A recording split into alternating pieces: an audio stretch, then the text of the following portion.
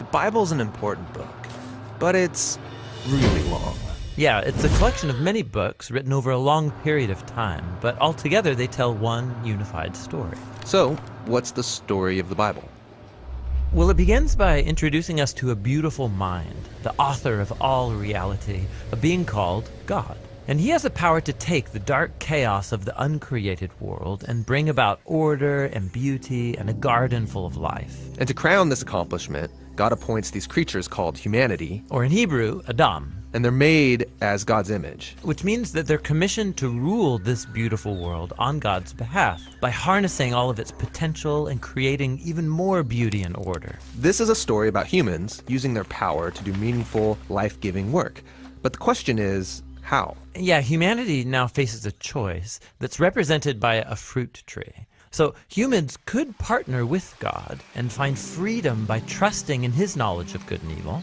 Or They could seize power and define good and evil on their own, which, God warns, will kill them. and they hear the voice of a dark, mysterious creature that tells them the choice is simple. Take the fruit. It'll give you power and freedom to rule the world on your own terms. And so they seize this knowledge, and as a result, they become suspicious and self-protective. It leads to fractured relationships, violent power grabs, and ultimately a whole civilization, Babylon, that has redefined evil as good. And so, God scatters this corrupted human project. And here the story of the Bible takes an important turn. We zoom into the story of a man and a woman who come out of Babylon, Abraham and Sarah. Yeah, God promises that from them will come a new people, a nation that has another chance to make the right choice. And if they succeed, it will open up this new way forward for the rest of humanity. And this is why the rest of the Bible story is about this family. And it does not go well.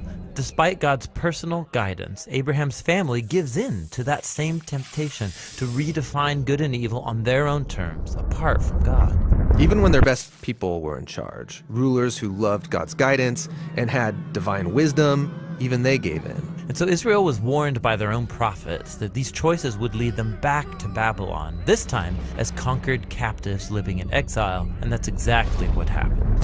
So even with God's personal guidance, Israel fails. Who can succeed? Well, the prophet said that the story wasn't over. God's going to send a new leader to Israel to cover for their failures and to transform the people's hearts and minds so that they can make the right choice. And so the part of the Bible called the Old Testament ends, and these promises are left hanging. And then the biblical story continues into the New Testament. We're introduced to a man who comes from the line of Israel's kings, Jesus of Nazareth. And he said that he was bringing all these promises to their completion. He confronted that dark, mysterious evil that all humanity has given into and resisted its power. And then he announced that God had arrived to rule the world through himself. Jesus taught about God's definition of good and evil, and he said that real power is serving others. According to Jesus, it's people who love the poor and even love their enemies. These are the kinds of people who actually rule the world. And that's confusing, but also really beautiful. And so is the claim that the story goes on to make about Jesus, that he is God become human, to be for Israel and for all humanity what we could never be for ourselves. He came to take the consequences of our evil into himself, and his sacrificial love proved more powerful than evil, than even death itself. So now humanity's presented with a new choice. Represented by a new tree. Stick with the old way of being human, or venture into this new way. And in the story, those who choose the way of Jesus find themselves energized by God's own power. People who know that they are loved and forgiven by God can become people who love and forgive others in return. The Jesus movement quickly spread throughout the world, forming these new communities of people who follow the way of Jesus. But they faced problems. There was persecution from the outside by people in power, and inside there was confusion, even compromise. Yeah, because following Jesus is really hard. And so the movement's leaders, called apostles, they wrote letters to comfort and to challenge these communities to stay faithful to the difficult way of Jesus. And they're called to hope for the day when Jesus will come and change everything. And so the Bible ends by pointing to the future day, when all wrongs are made right, when evil is eradicated, heaven and earth are united, and humanity can rule the world together in the love and power of God.